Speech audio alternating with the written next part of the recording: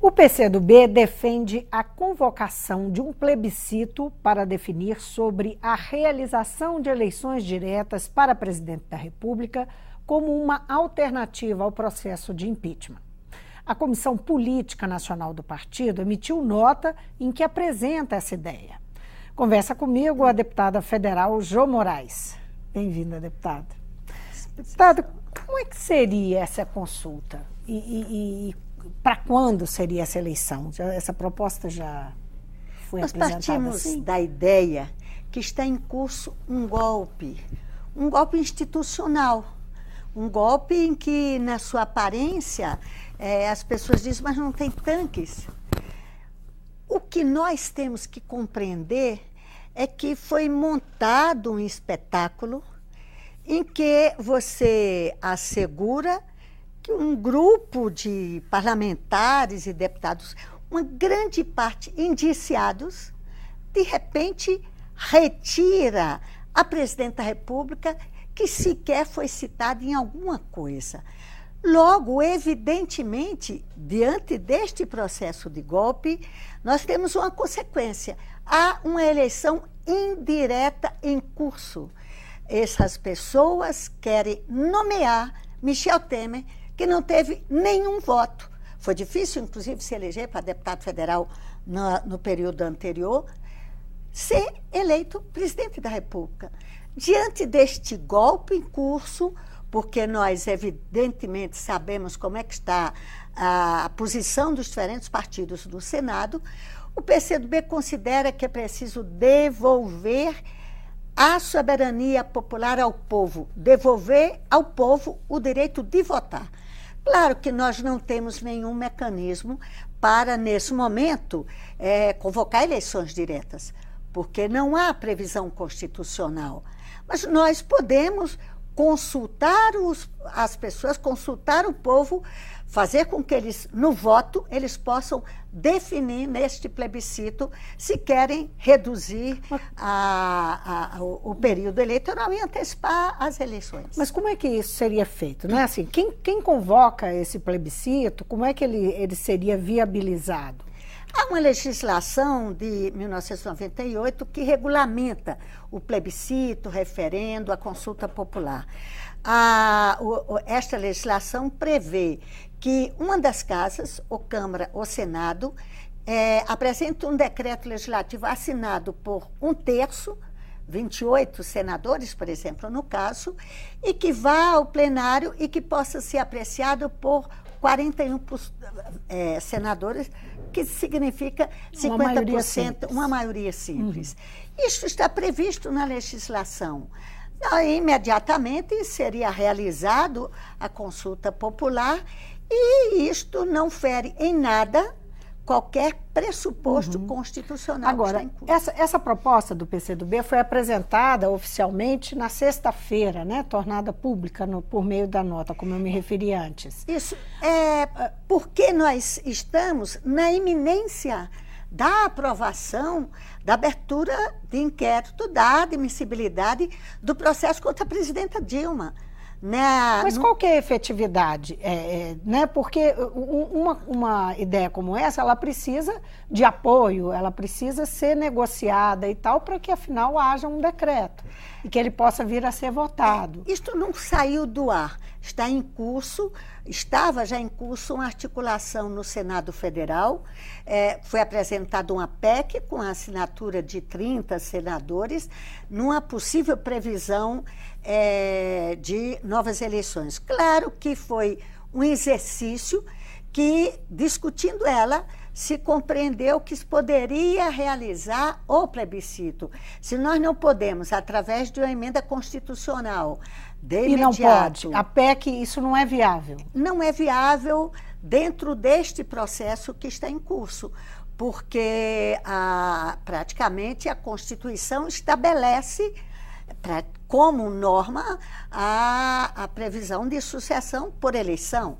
Então, tem prazo, você não pode. Mas se você consulta o povo, E se você devolve ao povo o direito de votar, de opinar, em vez de 513 deputados elegerem um presidente da República, como eles estão querendo fazer agora, 513 deputados querem eleger Michel, 81 senadores querem eleger Michel. Não todos, mas estou dizendo nesse universo. Por que você não pergunta aos praticamente 100 milhões de eleitores se querem eleger alguém ou se não querem eleger Michel? Michel pode ser eleito. Aliás, seria difícil, porque apenas 1% das pessoas hoje defendem a solução, 1% não, sejamos justos, 8% de eleitores defendem que ele fique. Vamos consultar o povo. Que ele, Michel Temer. Que o Michel Temer que ele fique. assuma.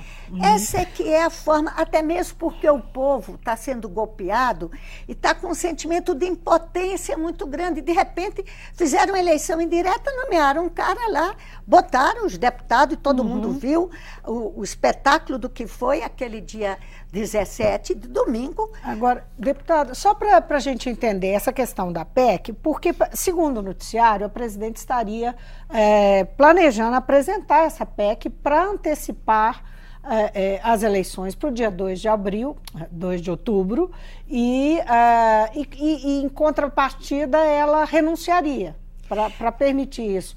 Como é que isso não conflita, o plebiscito não conflita com isso? E isso é inviável? Essa possibilidade é realmente inviável? Eu diria que, do ponto de vista legal, jurídico, uma PEC para mudar, para convocar eleições, ela é inviável nos marcos. Claro que a presidente fala, para que seja compreensível, ela está disposta, se assim o povo quiser, de reduzir o mandato dela para tirar o país da crise. Esse é muito mais o simbólico da presidente Dilma, da capacidade, da generosidade. Ela não está pegada ao poder. Ela está disposta a renunciar, desde que isto seja uma decisão soberana da vontade popular e não de um conjunto de deputados comprometidos ou de um conjunto de senadores. O simbolismo dela, evidentemente, ela não está resolvendo o problema jurídico. Nem ela está apresentando, até mesmo porque não caberia a ela a apresentação de um projeto executivo dessa natureza, pelas particularidades da previsão constitucional. Mas nós colocamos a viabilidade do plebiscito enquanto todo o conjunto das forças democráticas que são contra o impeachment, são contra o golpe, que não querem uma eleição direta, estão amadurecendo o caminho. Nós não podemos perder a perspectiva. O que acontece, então, é que há essa discussão dentro, não é? Entre os aliados do conjunto do governo, das forças. Eu não diria que é só dois aliados do governo, porque 62% da população consultada, segundo o Ibope, que não apoia a presidente, 62% da pesquisa do Ibope quer novas eleições, 25% quer que a presidente Dilma continue, 8% quer o Michel Temer. Então, já que a sociedade se expressou dessa forma, ela precisava responder. E ela deu esse gesto. Se a sociedade quiser, eu encurto o meu mandato. O 1º de maio foi um termômetro, não é, de mobilização das pessoas nas ruas, muita gente contra o impeachment da presidente, mas teve também manifestação a favor. São manifestações menores do que as que já ocorreram, tanto de um lado quanto do outro. Como é que a senhora viu a sinalização das ruas em relação à sustentação, ao apoio à presidente? É bom a gente se lembrar que as manifestações de rua contra o golpe, contra o impeachment, foram sucessivas. Dia 18, grande, dia 31, grande, dia 17, a sociedade foi toda para a rua e foi emocionante. Aqui mesmo em Minas, foram sucessivas manifestações, então eram sucessivas. E se você somar isso daqui, os que pedem o impeachment, nesse último período, não se movimentaram nessa dimensão que estava. Claro que o 1º de maio foi imediatamente, um período muito curto depois da última manifestação do dia 31 e do dia 17, ainda não incorporou essa compreensão mais dramática que nós temos hoje. É que o golpe, que a eleição direta de Michel Temer, é uma derrota estratégica para os direitos do povo e para a democracia. Ainda não tem essa dimensão. As pessoas ainda acham que podem impedir que no dia entre 11 e 12, a presidenta Dilma desça a rampa nos marcos da situação, que está hoje no Senado Federal, com uma comissão muito bem montada, que tem 16 senadores favoráveis ao impeachment e 5 contra, com um plenário de Senado articulado, que nós poderemos dizer que teria 41 votos para derrubar a presidenta Dilma e para eleger indiretamente o Michel Temer. Esse impacto, essa dramática situação que nós vamos ter, as perdas que representam a agenda e as propostas do Michel Temer e dos que estão em torno de si, ainda não foram percebidas. Eu creio que houve mobilizações do 1º de maio mais políticas, mais de resistência do que os anos anteriores, e mais presentes. A presidente fez, inclusive, alguns anúncios de aumento do Bolsa Família, de benefícios, né, com foco no trabalhador. O que o senhor acha que significa esse aceno da presidente?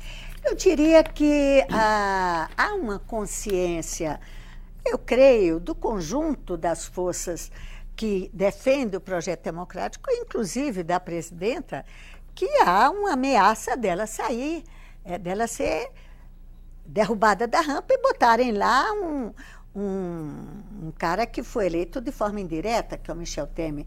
Então, ao mesmo tempo, a agenda em defesa dos trabalhadores já era uma demanda quando ela esteve com os movimentos sociais, quando ela esteve com as centrais sindicais, já era uma agenda que estava sendo demandada dela. Não só o aumento da Bolsa Família, que já era uma discussão que há muito tempo se tinha, como também, sobretudo, a questão do imposto de renda, que a classe média precisava ter essa resposta. Já era uma agenda na iminência de sair do palácio, de ser retirada a caneta, de ser assaltado o voto popular. Acho que ela fez um simbolismo, assinar publicamente, em manifestação pública, aquilo que era um compromisso já interno. Como é que a senhora vê hoje a movimentação em Brasília? A senhora é uma espectadora privilegiada, não é? Acompanha de perto. E como é que a senhora está vendo essa movimentação que envolve todo esse grupo político do Michel Temer, que envolve os partidos, especialmente o PSDB, que é oposição ao governo, né? E, enfim, o que está chamando a atenção nessa movimentação que esse grupo faz, se preparando para assumir o poder? O que mais me chamou a atenção, que nunca se viu tanta unidade entre as elites deste país. Tanto dinheiro gasto. A própria Fiesp anuncia, gastou 8 milhões na campanha pró-impeachment. Nós temos uma informação da ANAC que disse que nos dias anteriores à votação do impeachment, no dia 17, aumentou em 300% os voos de aviões executivos para Brasília. Há uma unidade de e todos as passagens esses. Ficaram caríssimas. Mais estouraram caras, né? as passagens. Mas essas foram aeronaves executivas, privadas. Sim. 300% de aumento do fluxo.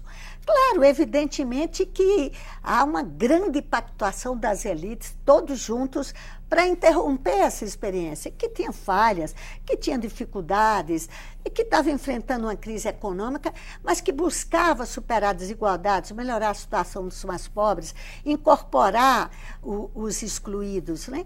Então, é assustador como alguns deputados que tinham convicções, que sabiam que a presidente não tinha feito aquelas coisas, que votaram. E o que é mais estranho, a tal dos decretos orçamentários, as famosas pedaladas.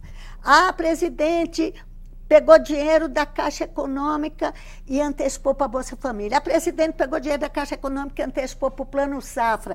A presidente pegou dinheiro da Caixa Econômica e botou para a Polícia Federal, sem pedir licença aos deputados. Então, esse é o crime dela, não pediu licença aos deputados para fazer isso. Ao final do ano, os deputados, esses mesmos deputados que somos nós, aprovamos um projeto legislativo que regulamentou, que autorizou, baixou a meta fiscal que nós tínhamos, de certa maneira, assegurada a legitimidade destas ações, desta antecipação ao Bolsa Família, ao Plano Safra. Esses deputados que regularizaram a situação da presidente, que diziam antes que ela tinha feito certo, votaram contra. Teve vários lá, eu me lembro de uma deputada, mas ela fez muito pelo país, mas lamentavelmente eu tenho que votar contra ela, eu tenho que votar pelo impeachment. Para a gente que assiste aqui de fora, a impressão nítida que dá é o seguinte: não há nada que se diga, que fale, nenhum argumento que vá demover. Parece que já é resolvido.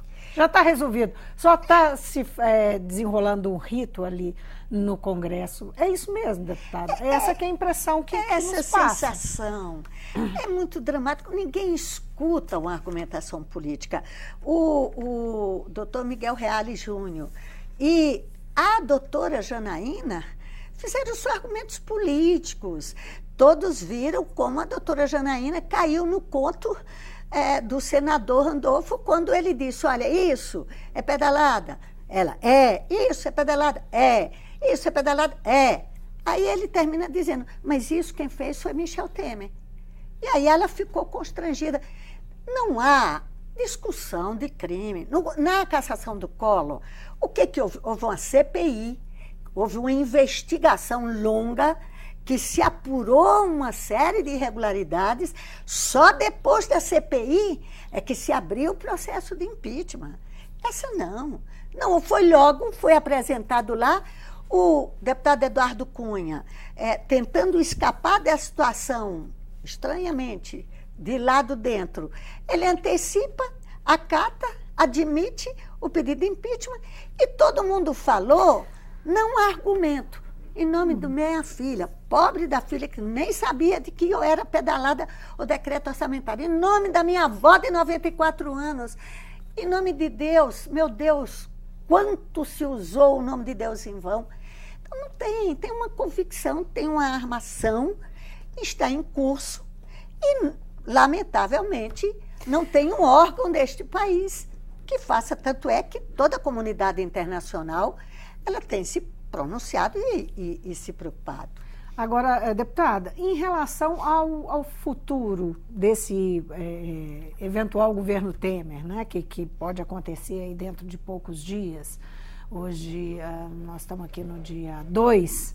Pode ser que dentro de 10 dias isso. A presidente desça a rampa e suba a rampa Michel Temer e o seu plantel, que nunca deixou de ser E a poder. expectativa desse... Que caminho político e econômico esse grupo Temer, né, e esse grupo liderado por ele devem tomar? O que a senhora espera?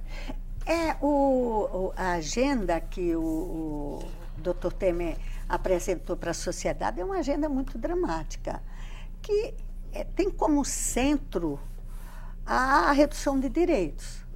O que mais me tocou é o Estado enxuto, na busca do Estado enxuto. A busca do Estado enxuto, mas eles não estão dando sociais. Conta. Primeiro ele disse que ia fazer só 17 ministérios, os aliados disseram, não dá para caber nós todos, aí ele agora está indo para 25 ministérios. Isso é a demonstração que é um grande drama, que é uma grande comédia.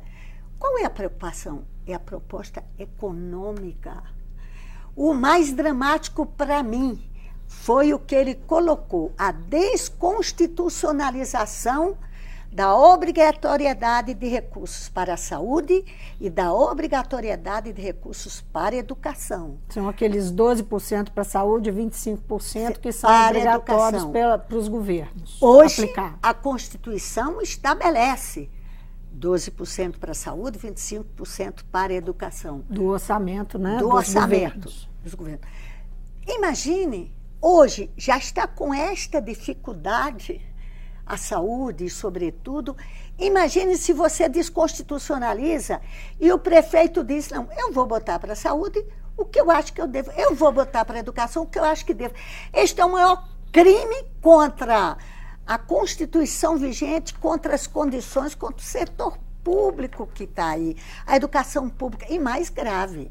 Na educação, aquilo que a gente botou no pré-sal e que era uma perspectiva de se ampliar, também é proposta deles de alterar o regime de partilha, de alterar as condições de recursos. Outras coisas também que chamam atenção, como desvinculação do salário mínimo, né? Que é outra grande conquista que ele já está escrito lá. Nós não vamos mais garantir esta política de valorização do salário mínimo que Lula e Dilma garantiram, que era cobrir a inflação acrescido do crescimento do PIB.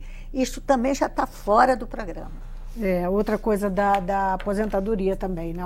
Reforma previdenciária, mínima, né? E nós mulheres vamos perder, porque ele diz 65%, 65 anos de idade mínima para se aposentar é para homens e para as mulheres. Então, as mulheres também vão ter que trabalhar até 65 anos, como os homens, para poder se aposentar.